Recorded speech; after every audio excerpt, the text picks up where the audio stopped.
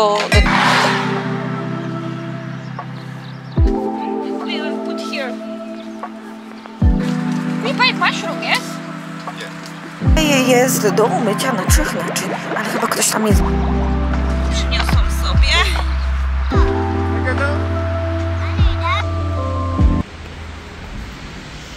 Hej, witajcie w najnowszym filmie na moim kanale. Ja spieszę się na metro. Jedziemy do Somion. Przy okazji z moją koleżanką musimy zrobić małe zakupy, pokazać Wam co ciekawego w Daiso, a ja właśnie przy okazji tego wszystkiego chciałabym nagrać dla Was część, gdzie kupuję rzeczy z Daiso na kemping, bo jedziemy na kemping. To będzie właśnie film taki przygotowawczy do kempingu i przy okazji właśnie sam kemping w Korei, więc mam nadzieję, że Wam się spodoba i zostaniecie ze mną do końca filmu. Na pewno będzie ciekawie, bo to mój pierwszy raz, kiedy coś takiego robimy razem.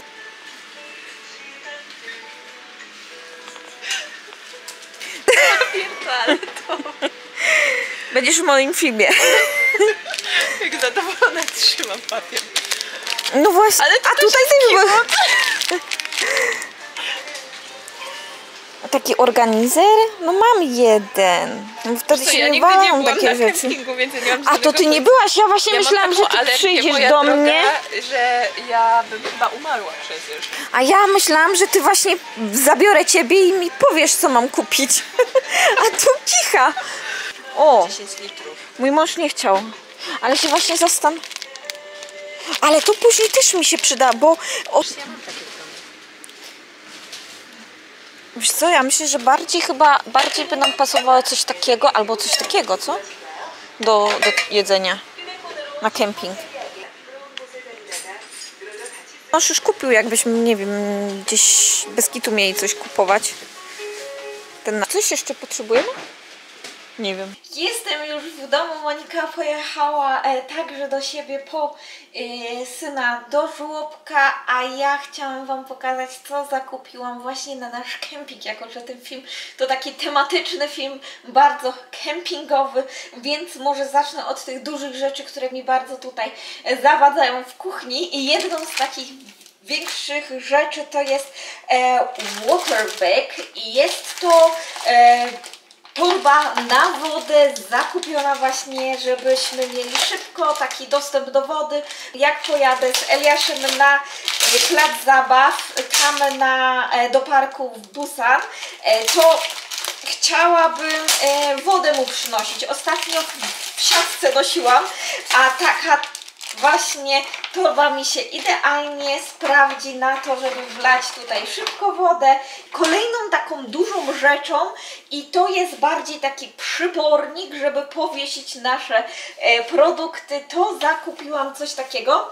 Dużym plusem tego jest właśnie, że można zamontować u góry taką półkę, dzięki czemu możemy wszystkie przybory potrzebne właśnie tutaj położyć. Kupiłam też drugą lampkę, ponieważ mój mąż już zamówił na Kupang inną, ale myślę, że ta będzie idealna właśnie do powieszenia w namiocie. Tutaj mamy taką na specjalnym takim sznureczku. Kupiłam dla każdego z nas po kubku właśnie takim metalowym. Będzie trzeba umyć i pościągać te wszystkie naklejki. Rewelacja, bo patrzcie, mają specjalne zamykane uchwyty, dzięki czemu aż tyle miejsca nie zajmą w walizkach. Kupiłam też zestaw na jajka, taką małe opakowanie, bo jedziemy tylko na jedną noc. 6 jajek na przykład rano na jajecznicę nam wystarczająco będzie.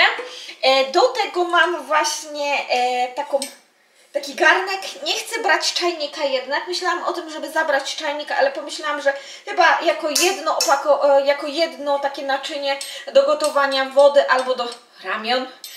Na takim kempingu koreańskim trzeba zjeść ramion. Myślę, że będzie idealne, tym bardziej, że ma tutaj takie lejki, gdzie będziemy wlewać sobie tą wodę i rozdzielać na kubeczki, jeżeli herbatę lub coś tym podobnego. Słuchajcie, się zastanawiałam, jak myć naczynia i jak Kojarzycie, w Clean With Me jednym pokazywałam to, albo nie w Clean With Me, albo właśnie kiedy się przeprowadzaliśmy do tego mieszkania, to pokazywałam Wam właśnie to. I pomyślałam, że zamiast brać całego sprzętu, po prostu tutaj wleję płyn do mycia naczyń i wezmę w taki sposób jako jedno. Taki pomysł mi wpadł i myślę, że rewelacyjny, więc do wykorzystania kupiłam też do przypraw, czyli będziemy mieli sól, pieprz, żeby przyprawić nasze potrawy, a nie brać całości. Kolejną rzeczą mamy na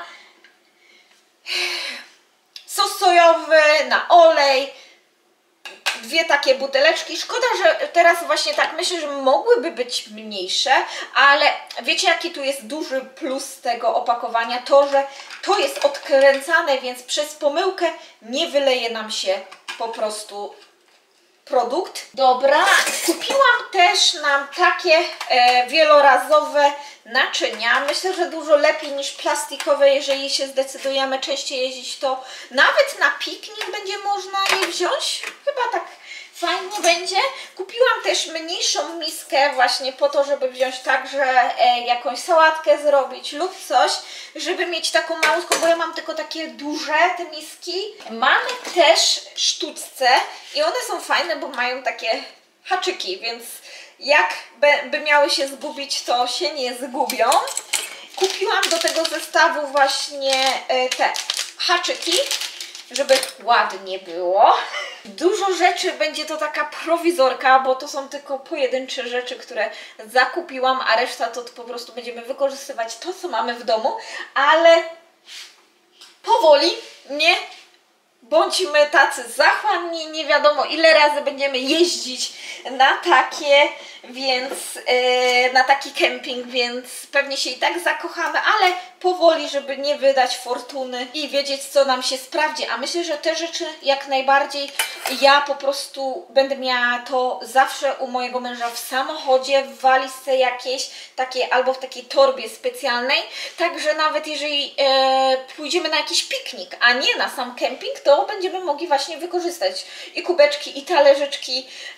Myślę, że to chyba będzie tak dużo lepiej niż na przykład za każdym razem używać plastikowe albo używać szklane, które mogą się po prostu zbić. Dobra, to są jak na razie rzeczy, które zakupiłam w Daiso. Mój mąż także zamówił parę paczek z Coupang i jak tylko przyjdą, to wtedy je rozpakujemy także razem. Dobra, to do usłyszenia później.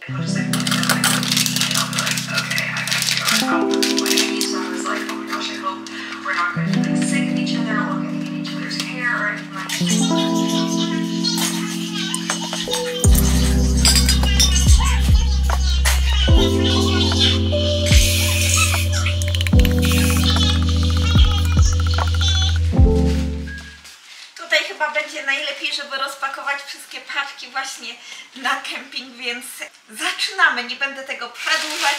Zaczniemy od pierwszej, jest z brzegu. To są paczki, które zamówił mój mąż po przeczytaniu jakichś informacji na temat, co dobrze mieć właśnie na taki kemping.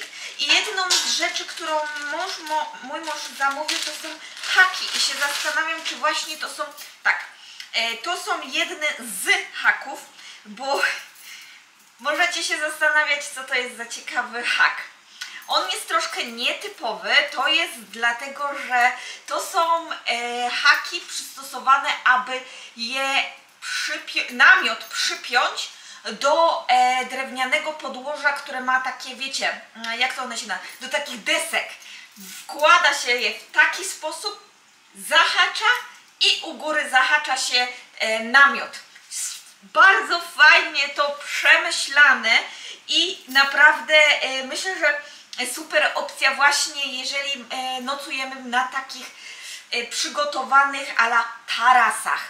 Rewelacja, wymyślili naprawdę to bardzo dobrze. A, mój mąż kupił takie ceraty, są 3 na stół.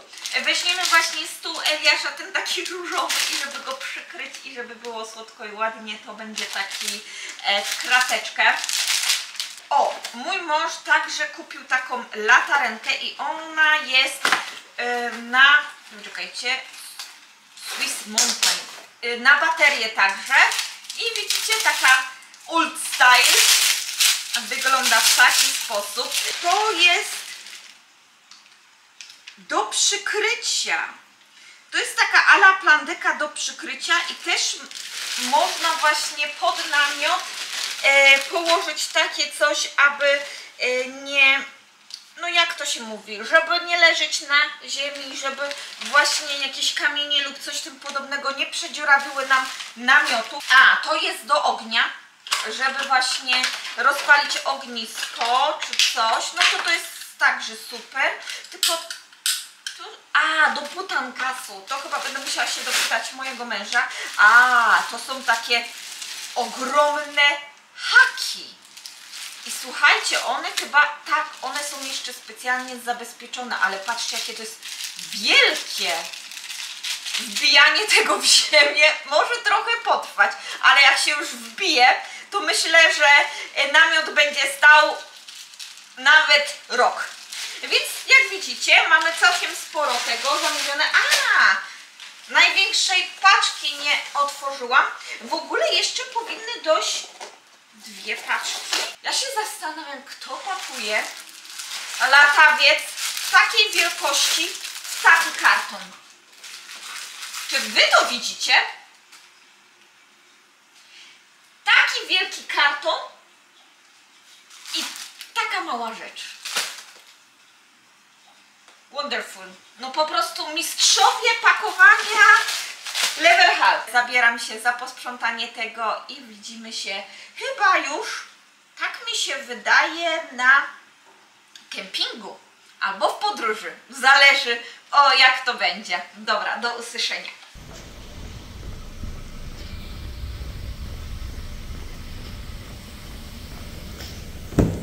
Hello!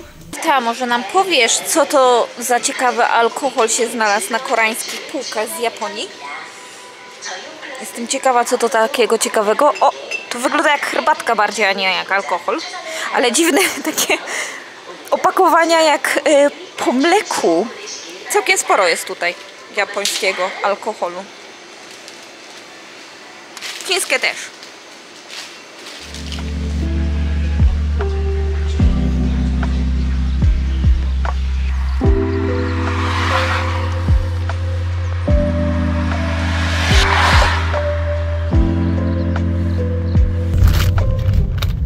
Odzywam się do Was bardzo późno, ale właśnie byliśmy na zakupach w Home Plaza, żeby właśnie dokupić jakieś rzeczy, samgyeopsal i tym podobnego. Coś widzę, że ta pogoda tak się nam trochę chyba psuje, bo strasznie zaczyna wiać. Liczę, że tam w tamtym miejscu nie będzie tak wiało.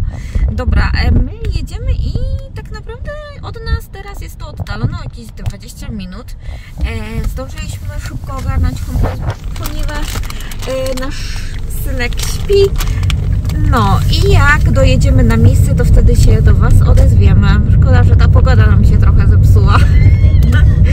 No, myślałam, że będzie chociaż odrobinę słońca, ale no, niestety. No nic, pierwszy kemping będzie z przygodami, ale jak pierwszy dobrze nam pójdzie, to już kolejne będą taką przyjemnością, jak pogoda będzie dużo lepsza. Tata, patrzcie, mój mąż łamał uchwyt na kamerę i ja wymyśliłam na taką psówkę. Takie coś. Śmiesznie to wygląda. Jestem ciekawa, czy będę mogła Wam coś w ogóle pokazać. Czy kamera sobie da radę w ciemności? Ponieważ robi się powoli ciemno, a my nadal nie jesteśmy na miejscu. Najlepsze to jest to, że dzisiaj rozpakujemy ten namiot, a jutro będziemy musieli go spakować o 12. Znaczy o 12 już tam nas nie powinno być. Super. Bardzo szybko. No, niestety. Dobra, ruszamy.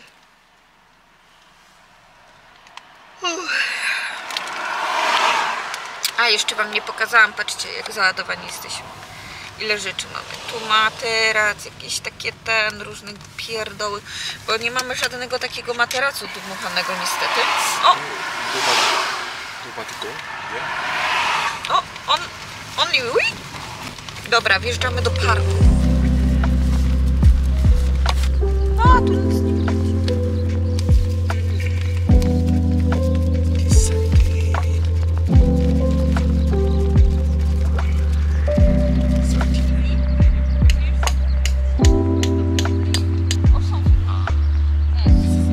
Yes, I think so. We can do it.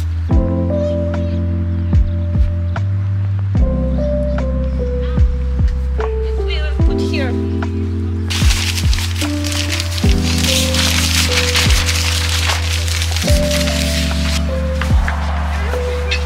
Oh, you want to sit? Why you put like this? I can start?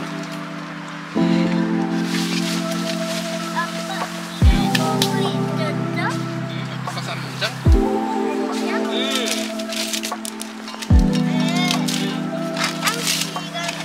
맞아. 아마 시간이지? 맛은 사거리잖아. We buy mushroom, yes? I need to still find. Święto! Chris, what is holiday tomorrow?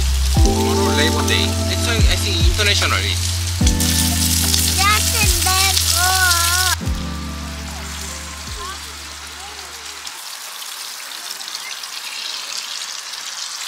Jak podoba Wam się nasz kemping? Jeszcze tak Wam do końca go nie pokazałam, ale za chwilę to zrobię spokojnie. Dopiero niedawno temu go rozłożyliśmy. Lekko nie było, ale też spodziewałam się, że mogłoby być gorzej, tym bardziej, że trochę minęło od kiedy ostatni raz składałam namiot. Mój mąż w ogóle składał go pierwszy raz z tego, co mi mówił, więc było trochę ciekawie. Że to jest bardzo duży namiot. Niby 3-osobowy, ale myślę, że na spokojnie, jak tak w Polsce by się pokusić, to nawet 4-5 osób by się zmieściło. Mamy właśnie tutaj sobie poukładane tak, że jest zewnętrzna część, potem jest taki przedsionek bardzo duży i tam w tym przedsionku normalnie by było siedzenie i grillowanie, ale my właśnie postanowiliśmy, że będziemy na zewnątrz, nie chcieliśmy już tam śmiecić, brudzić, a potem jest jeszcze takie małe iglo właśnie w środku, żeby wstawić namiot, aby tak mocno nie wiało, było troszkę cieplej. Ale mieliśmy informację, że już powoli cisza nocna się zaczyna, więc powinniśmy być ciszej. No, z takich informacji pewnie jutro zrobię Wam obchód, pokażę Wam, jak mniej więcej tutaj dookoła wygląda, bo niestety przyjechaliśmy bardzo późno, dlatego też nie mam jak Wam pokazać wszystkiego, bo jest trochę ciemno. Tutaj mamy ten most, o którym Wam wspomniałam, że jest trochę głośno, bo jest pełno samochodów. A słuchajcie, tutaj jest Gimę. To jest to miasto, gdzie znajduje się port lotniczy. I jak widzicie, jest całkiem fajnie. Raczej wszystko jest tak poukładane dookoła, że mamy namioty dookoła takiego placu. Po środku są właśnie miejsca na mycia naczyń, prysznic jest, łazienka. Łazienka trochę śmierdzi. Ale to mój mąż właśnie wspominał, że jakbyśmy mieli tutaj pojechać, to właśnie mogłoby tutaj trochę śmierdzieć, więc plus minus, ale mówił, że ogólnie tu jest bardzo czysto i najbardziej chyba polecane miejsce. Chłopaki się teraz bawią balonkami. Niedługo chyba będę robiła nam hot choco, czyli gorącą czekoladę. Zakupiliśmy dzisiaj w Homeplasie i przetestujemy, czy dobrze smakuje. Coś chciałam jeszcze Wam powiedzieć. Coś chciałam, ale chyba zapomniałam. No, chyba zapomniałam. Może później mi się przypomni, co chciałam powiedzieć, bo Eliasz mnie zaczepił.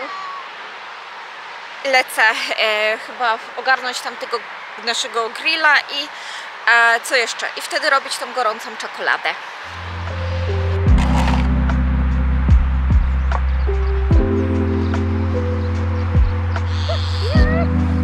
Spójrzcie, tu mamy nasz namiot. Tutaj w ogóle Państwo mają namiot taki marzeń, patrząc na to. W środku nawet, słuchajcie, mają sofę, chyba taką nadmuchowaną. I tutaj, o, biegną moje dzieci.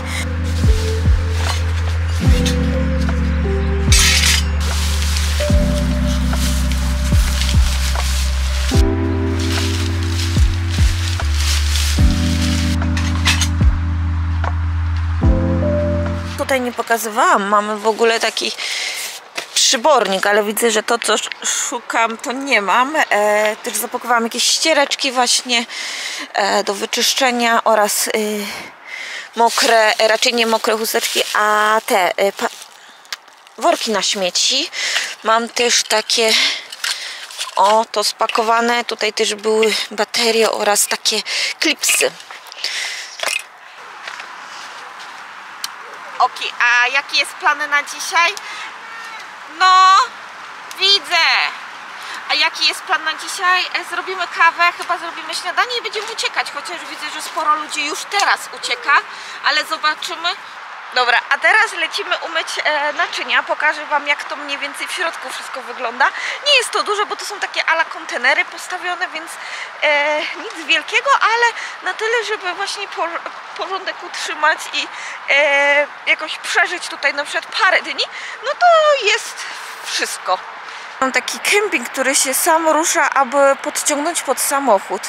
Jest do umycia naszych naczyń, ale chyba ktoś tam jest, więc cicho mówię.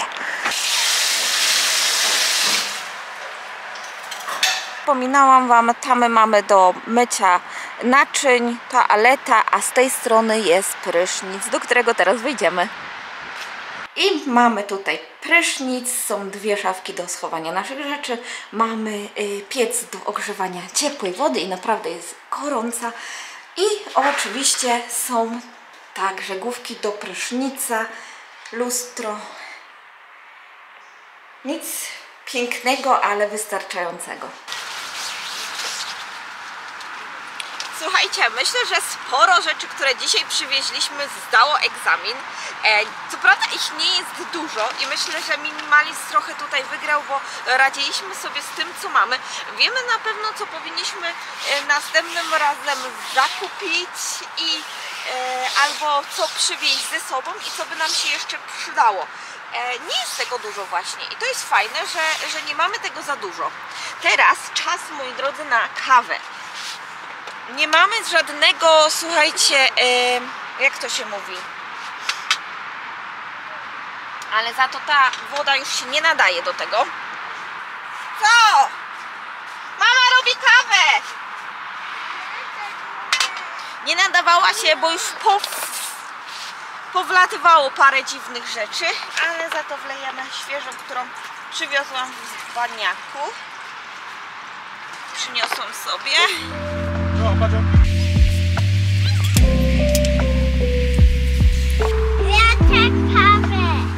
Elia kawę chce? No, super, że Elia chce kawę.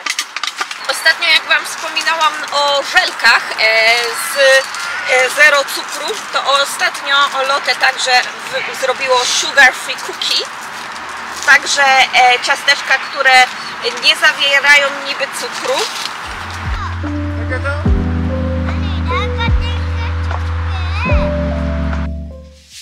I już jesteśmy w moim domu. Jak widzicie, bardzo króciutki wyjazd. Był to tylko jedna noc i troszeczkę dnia, okazuje się. Ale to było dlatego, że mój mąż normalnie jutro idzie do pracy. My nie mamy tak dobrze jak w Polsce 3 dni wolnych dni. Dzisiaj koreańskie święto pracy, dlatego też mój mąż w środku tygodnia ma wolne.